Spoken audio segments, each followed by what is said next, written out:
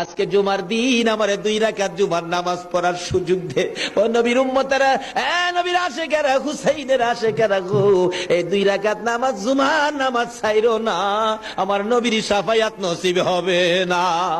রক্তে লাল হইয়া যদি হুসাইন 2 রাকাত জুমার নামাজ পড়তে পারে গো, আজকাল থেকে কথা দিতে হবে জীবনে কোনোদিন জুমার নামাজ ছাড়তে পারবা না।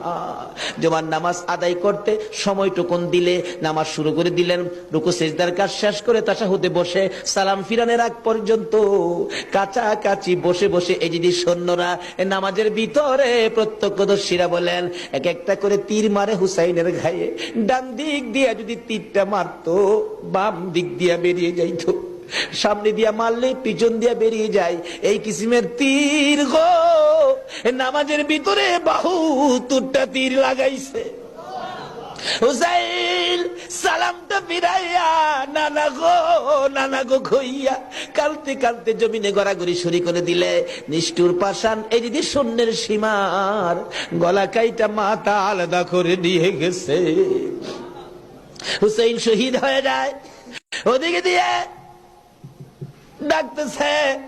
মুহররমের 10 তারিখ সন্ধ্যা যখন হয়ে গেল, উম্মে সালমা বলেন আমি মাগরিবের পর থেকে শুনতেছি নবীর রওজার চারপাশে কে যেন হাউ মাউ করে কাঁদতেছে। মনে বড় অশান্তি, কিসের কান্দার আওয়াজ? দৌড়ায় যাইলাম, যাইয়া দেখি কোনো মানুষ দেখি না, কে যেন কান্দে। এসারে নামাজ পড়ে আমি উম্মে সালমা ঘুমের ঘরে ঘুমিয়ে গেলাম।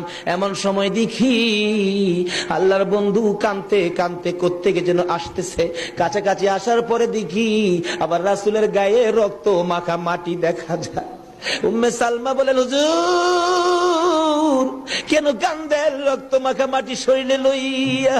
আমার নবী বলেন উম্মে সালমা রে, বোতলের মাটির দিকে তাকাইয়া দেখ, বোতলের মাটির অবস্থা গুলো দেখ। উম্মে সালমা বলেন তাকাইয়া দেখি বোতলের মাটি লাল হয়ে গেছে।